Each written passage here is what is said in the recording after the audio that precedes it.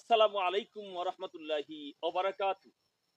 সম্মানিত ভিউয়ার্স, এ পর্যায়ে আমি আলোচনা করব সুরমা, আতর ও সেন্ট ব্যবহারের বিধিবিধান।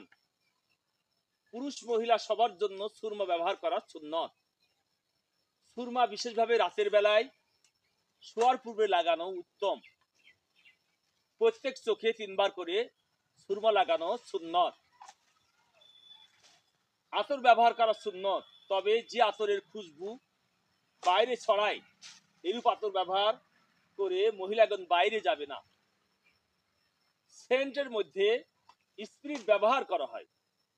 এই স্পিরিট খেজুর, কিশমিশ বা আঙ্গুর থেকে তৈরি করা হলে সেরূপ স্পিরিট নাপাক। অতএব সেরূপ স্পিরিট যুক্ত সেন্টও নাপাক হবে এবং তা ব্যবহার করাও নিষিদ্ধ।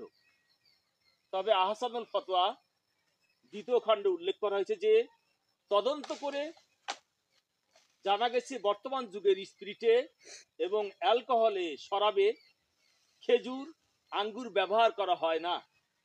অতএব বর্তমানে স্পিরিট নাপাক নয়, ফলে সেন্ট ব্যবহারেও কোনো দোষ থাকছে না। কিন্তু সন্দেহের ক্ষেত্রে বিরত থাকাই শ্রেয় বা উত্তম। মাঝে মাঝে আতর লাগানো ভালো, বিশেষভাবে জুমার দিন, ঈদের দিন প্রভৃতির সময়। অলংকার ব্যবহার করার বিধিবিধান।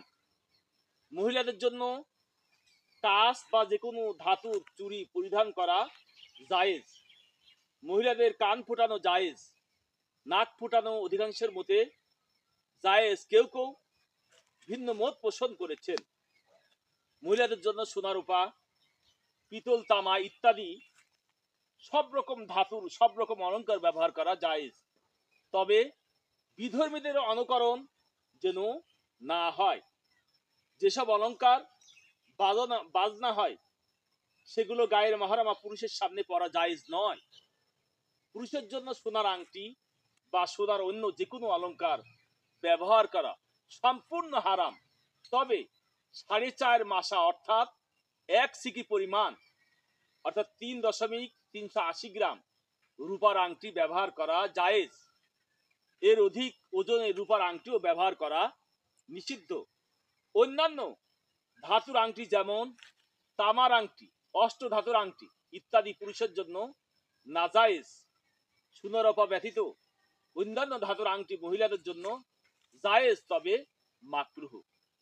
লোহা, পিতল, তামা, কাঁসা, পাথর ইত্যাদি ধাতুর আংটি ব্যবহার করা পুরুষের জন্য জায়েজ নয়, অর্থাৎ যখন আংটির হালকা বা বৃত্তটা এসব ধাতু দ্বারা তৈরি হবে আর বৃত্তটা যদি সিকি পরিমাণ রূপার মধ্যে হয় আর নাগিনা বা মণিটা এসব ধাতুর হয় তাহলে তা জায়েজ।